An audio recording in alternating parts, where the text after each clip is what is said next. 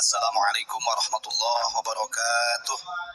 Alhamdulillahirabbil alamin. Pada kesempatan malam hari ini, di malam Ramadan, kita masih bisa diberikan kesehatan oleh Allah untuk menyampaikan kebenaran. Disebut bukan Islam yang wajib dipenggal. Bahkan ada juga tuh Habib yang mengatakan begitu. Dan itu sudah nyebut nama bahkan. Ini si Ubad ini katanya bukan Islam, ini anti Islam, wajib dipenggal. Nah, ini yang mengatakan adalah Habib.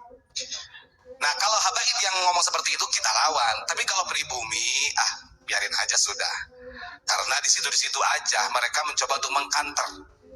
Yang jelas kita menyampaikan narasi tentang para habaib dari mulai Mufti Batavia sama dawir-dawir yang kemarin sampai mengatakan tato kalau para habaib itu berkah, kalau pribumi kriminal.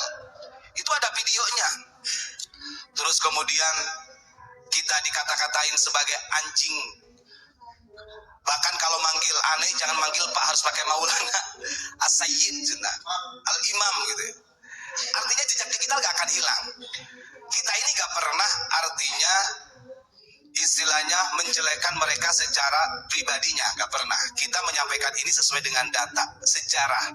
Makanya pernah saya sampaikan. Terus bagaimana dengan surat yang pernah saya bacakan Mufti Batavia, kemudian surat yang dibacakan di Regensi Malang dan Pasuruan? Itu nggak ada tuh yang mengkanter, gak berani mengkanter mereka. Paling kalau mengkanternya itu ya begitu itu. Saya tadi juga lihat beberapa video itu ada juga. Wah ini golongan comberan, gitu aja. Wah ini suhu kelihatannya tapi cupu, gitu aja. Artinya tidak ilmiah gitu loh. Tujuan kita ini adalah untuk memperjelas sejarah para habaib yang ada di Indonesia. Ini kan saya bagaimana nih? Contoh masalah silsilah Syadziliyah Alawiyah yang ditulis oleh Habib Lutfi di dalam buku panduannya, ini kan jelas-jelas salah. Gitu, Pak. Ini masih, wah kamu kan tahu apa? Kamu kan lebih mulia Habib Lutfi, itu ulama sufi sedunia, diakui. Oke, diakui secara. Tapi yang saya tanyakan ini kan manuskrip atau catatan penting yang harus dipahami oleh orang banyak. Bahkan keluarganya sendiri yang ada di Banyumas atau di Purbalingga sendiri pun artinya tidak mau sampai diberikan gelar jadi Habib bin Yahya. Ini kan yang kita luruskan. Nah terus kemudian pada malam hari ini saya ingin menanggapi dari pernyataan masih Habib juga nih. Saya setelkan dulu videonya, saya setel dulu ya, karena ini akan menjadi fitnah. Kalau nggak kita bahas nanti jadi fitnah. Nih nanti saya setel dulu. Monggo didengarkan. Iman, Abbas, Ubad, muka-muka sampah semua. Muka-muka yang pantas untuk dipenggal. Nah, muka sampah katanya pribumi ini yang harus dipenggal. Unik-unik itu kan UN, Sajan Wahabi itu. Dia bahas unik. Untuk dipenggal. Kita tahu Sajannya jadi unik-unik itu kan UN, Sajan Wahabi itu. Ayat Islam aja sih itu. Intinya Islam itu anti-Islam itu pesantren. Isinya khilafat semua. Gak ada mudarat, gak ada manfaatnya mudarat semua itu pesantrennya. Unik apalagi pesantrennya si Umat tuh. Isinya pencabulan semua. Apalagi pesantrennya Iman. Salah narkoba. Muka mereka bertiga dijejer nih. Sama lagi. Jadi anaknya Habib Hani ini masih koar-koar. Nah ini kalau dari Habib yang komen lagi itu kita lawan. Kalau masih pribumi mah biarin aja. Dia mengatakan begini, orang-orang yang sering membahas para habaib itu dia katakan muka-muka sampah yang wajib dipenggal. Dia bukan Islam, anti-Islam. Bahkan dia mengatakan apalagi itu pondok unik katanya, UNIK itu pondok anti-Islam katanya. Pondok Wahabi Khalid Basalamah di situ mondoknya. Ini kan so tahu gitu, Khalid Basalamah mondok di sini. Aduh, terus kemudian itu pondoknya pondok narkoba katanya. Wah, ini saya tak kasih tahu ya Bakir Kocil yang geleng-geleng kepalanya, gak tahu itu kamu setruk atau apa itu, gini-gini nggak tenang ngomongnya. Saya mau buat sebelum sampean ya gimana? Sebetulnya video ini kan sudah dilihat oleh junjungannya ya, dilihat oleh pembesar-pembesarnya.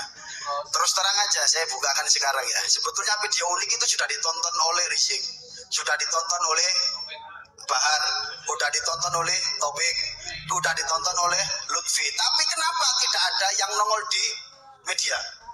pertanyaan saya, kenapa dia tidak mau menepis apa yang telah disampaikan oleh UNIK? Satu, karena apa? Dia nggak berani, karena yang disampaikan UNIK itu sesuai dengan data, bahkan ada yang ada di dalam kitab-kitab para alim ulama tempo dulu, bukan kitabnya Ba'alawi, Yahudi bisa. Nah, padahal udah jauh hari loh. UNIK membahas tentang suratnya Mufti Batavia yang diproklamirkan di Malang Raya, yang diproklamirkan di Pasuruan. Habib Ismail Al-Atos Mu'al Gembuk itu serang ngerti lah. Dia sendiri yang memproklamirkan, tapi kenapa nggak ada yang mau nepis? Justru yang mereka pakai umpan, yaitu yang dinamakan Habib apa itu, Habib Jancu iya Pak, Habib apa itu lah, anak haram itulah katanya itu, ya kan? Sebetulnya loh, UNIK ini terang-terangan, tidak sembunyi loh, dimanapun UNIK live, setiap live ada lokasinya. Kalau toh memang UNIK ini menyampaikan yang salah, pasti turun dong. Pasti dari aparatnya turun. Pasti itu betul. Nah, satu catatan lagi. Kemarin, sekarang jangan usah aneh-aneh. Dulu masih dilindungi, sekarang Ustaz Ubat. Ada yang sedikit menyenggol pemerintah, digandeng. Bagus.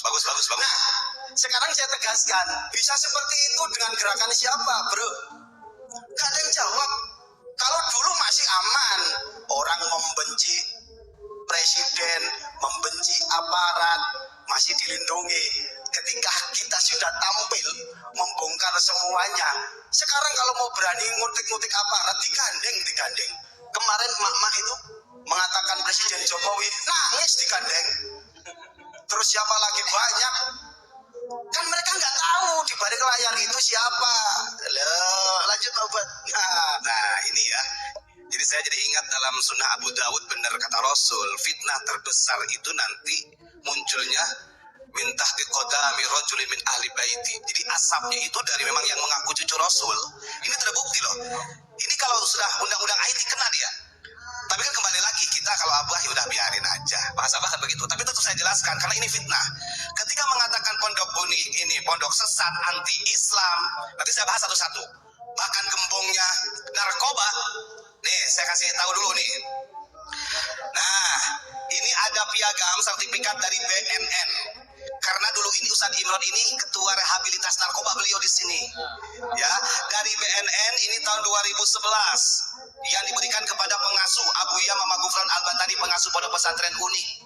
Maka sangat salah kalau engkau mengatakan pondok UNIK ini adalah gembong narkoba, pengedar narkoba. Mau kita buka, ini namanya teriak pengedar. Ustaz Ubat. Nih, Ustaz ya Ubat. terus. Kalau di UNIK itu dulu rehabilitasi, ini saya kasih pengumuman.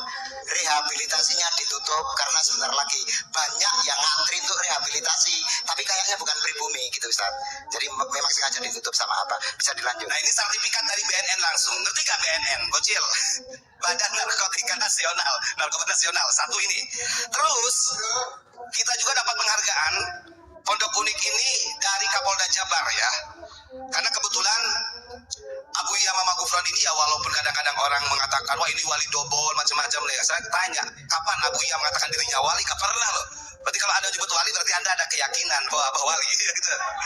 Ini piagam penghargaan diberikan kepada Kiai Haji Muhammad Abdul Gufron Al-Bantani, penggiat narkoba, pimpinan pesantren UNIK, telah berperan aktif dalam melaksanakan penyuluhan bahaya penyalahgunaan narkoba di wilayah hukum Polda Jawa Barat, Bandung 23 Mei 2018. Atas nama Kepala Kepolisian Daerah Jawa Barat, Direktur Reserse Narkoba Enggar Prarianom SSOS SIK, Kombes Pol NRP 72090376. Jadi kalau Anda mengatakan UNIK ini tempatnya narkoba atau gembongnya narkoba, artinya orang yang bandar lah, sangat salah.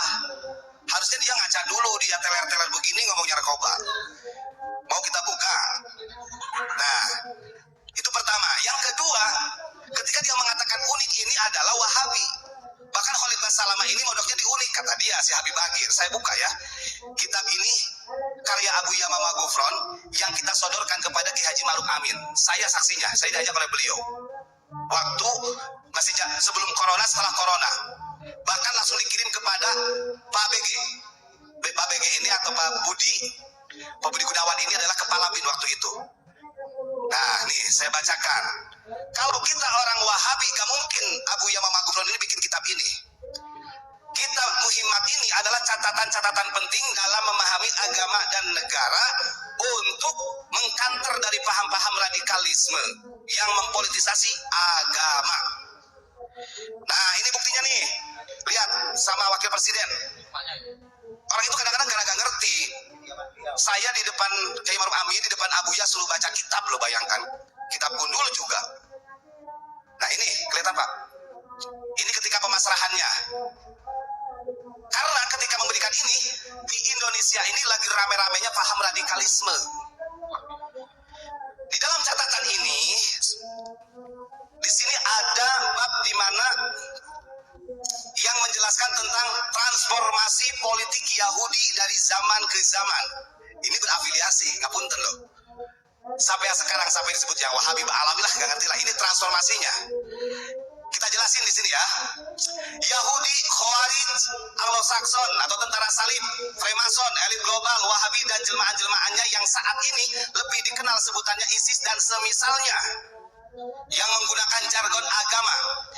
Yahudi berperan pada mulanya di masa kenabian, yaitu dari masa kenabian Nabi Yakub sampai Nabi Muhammad SAW. Kemudian di masa sahabat Khulafaur Rasyidin menjelma menjadi Khawarij. Di masa dinasti Umayyah, Abbasiyah dan Utsmaniyah mereka menjelma menjadi Anglo-Saxon atau tentara salib. Pada zaman sekarang kelompok-kelompok ini menjelma menjadi Freemason, elit global, Wahabi dan jelmaan-jelmaan lainnya yang mengatasnamakan agama Islam yang mempunyai sistem politik dan akidah yang sama dengan Yahudi, berafiliasi. Mereka ingin menjadi penguasa di dunia dengan sistem merebut kekuasaan. Di antaranya ada 7 pola yang mereka gunakan. Ini baru kita buka nih. Ini sudah dibaca sama presiden, bro. Dibaca sama kepala BIN. Kamu aja nggak pernah baca. Bahkan saya sama Abuya pernah diajak presentase langsung di hadapan kepala BIN, Kabinda. Nah, satu, sistem mereka, polanya yang berafiliasi, mereka mengkaburkan kebenaran sejarah. Nyata apa tidak? Nyata. Sejarah NU aja katanya Kiai Haji Hasyim Asy'ari minta izin kepada 4 Habib kok. Ini sudah penyelewengan sejarah. Satu. Yang kedua, bahkan mereka menghabisi pelaku sejarah, ditenggelamkan dengan cara mereka. Yang ketiga, mengadu domba antara negara, suku, bangsa, dan agama dengan membangun isu-isu sara dan berita-berita kebohongan dengan menggunakan jargon-jargon agama. Ini sudah catat. Keempat, menyusup ke seluruh elemen dan instansi pemerintah di bawah kendali user-user elit global yang terorganisir. Wah, unik kok bisa paham kayak gini ya. Siapa dulu gurunya? Hatu ngawur ini deh. 5, menghancurkan ideologi anak bangsa melalui paham-paham radikalisme. Ya, melalui paham-paham radikalisme dengan nama agama. Tetap ada agamanya nih. 6, mematahkan mental anak bangsa menjadi tidak percaya diri dengan bangsanya sendiri. Sudah banyak. Ya, 7. Nah, dan 7 sistem mereka polanya adalah mengembargo perekonomian dunia. Nah, ini kita pahami. Ini sudah masuk. Dulu kita suruh nulis kayak gini sama Abah ini. Ternyata terjadi, Pak. Terjadi sampai sekarang. Terus kalau ada orang mengatakan unik ini Wahabi, terus Ustaz Khalid Basalamah ini Sabik Basalamah muridnya Abu Yamama Gufron, salah bro deh. Orang yang pertama kali mengirim surat kepada PBNU, MUI untuk menta'dil wa tajrih kitab-kitab yang sudah ditahrif dirubah oleh Wahabi ini kita. Ini ada buktinya. 10 kitab yang kita koreksi, yang sudah masuk ke dalam pesantren, yang ternyata kitab itu sudah dirubah oleh Wahabi. Buat apa? Logikanya, kalau saya ini Wahabi, kalau Abu Yamama Gufron ini Wahabi, kenapa harus bongkar rahasia diri sendiri? Kan begitu. Justru kita ini ingin menyelamatkan pendidikan pesantren dari paham-paham Wahabisme. Paham, Bagir? Nih, 10 kitab yang sudah kita kantongi dan kita setorkan ke negara, termasuk kepada pengurus besar Nahdlatul Ulama. 10 kitab yang sudah dirubah sampai kita print ini, di print sama kita ya. Nih, berikut adalah 10 kitab yang sudah dipalsukan oleh Wahabi. Ciri-ciri kitab yang dipalsukan oleh tangan jahiliyah Wahabi. 1, dalam kitab Al-Ibanah. Di dalam kitab Al-Ibanah karya Imam Abu Hasan Al-Asy'ari terdapat tulisan yang secara eksplisit maupun implisit mendukung tajsim dan tasbih. Maka dipastikan kitab tersebut dipalsukan oleh Wahabi. Yang pertama kitab Al-Ibana. Mereka nggak akan tahu sih Pak, kitabnya Pak Alawi semua. Maka kan repot. Yang kedua, kitab Sahih Bukhari. Yang sering dibawa sama Abu ya. Di dalam kitab Sahih Bukhari dijelaskan, di dalam pasal Al-Ma'arif, babul Al-Ma'arif dan Mazalim, jikalau tidak didapatkan, artinya dihilangkan, maka menurut Imam Ibnu Hajar Al-Asqalani di dalam kitab Fathul Bari Syarah Sahih Bukhari, bisa dipastikan Sahih Bukhari sudah dipalsukan, ditahrif oleh Wahabi. 2 Sahih Bukhari. Ini 10-nya kita bacakan nih. 3 kitab Al-Adhkar Imam Nawawi. Di dalam kitab Al-Adhkar, ketika bab ziarah kubur Nabi dihilangkan, dirubah menjadi ziaratul Masjidin Nabawi, makanya dibidah-bidahkan itu kalau ziarah. Maka bisa dipastikan Al-Adhkar karya Imam Nawawi itu sudah dirubah oleh Wahabi. 3. Aduh, tuh ini sampai ada kita tulis, kitabnya ada kita. Yang keempat, di dalam kitab Diwan Asy-Syafi'i, ini langsung aja. Yang kelima, kitab Sahih Muslim. Langsung aja ya, karena banyak nih. Yang keenam, dalam kitab termasuk dalam kitab Hasyiah ya, Hasyiah As-Sawi. Tuh. Terus. Nah, terus ini. Nah, dalam Hasyiah As-Sawi ini kan jelas. Di dalam jilid yang ketiga surat Fatir itu sudah ada penjelasan tentang transformasinya Yahudi yang mengatasnamakan agama Islam. Bahkan dia itu sampai wayastahil nadima al-muslimin. Kalau ada orang Islam yang tidak sependapat dengan mereka, mereka pasti mengkafirkan. Bahkan darahnya dihalalkan, hartanya dihalalkan. Kita bahas di sini 10 kitab yang sudah ditahrif oleh mereka. Maka lucu ketika ada Habib Bocil ini bahkan mengatakan pondok unik ini adalah pondok Wahabi, bahkan Khalifah Salamah juga mondoknya di sini. Ngapain kita buka-buka sampai mentadil wa tajrih kitab-kitab karya Wahabi? Ini kan aib besar gitu kan kalau menurut mereka kalau kita membuka. Nah, ini salah alamat gitu kan. Tuduhan ini fitnah. Sangat bahaya. Satu buat ini dari Fatul tanya, itu buku dari BIN. Tadi nggak denger nggak? Bukan, ini karya Abu Yamamah Gufron yang dipasrahkan ke BIN, begitu loh. Ini cerita bolak-balik terus ini.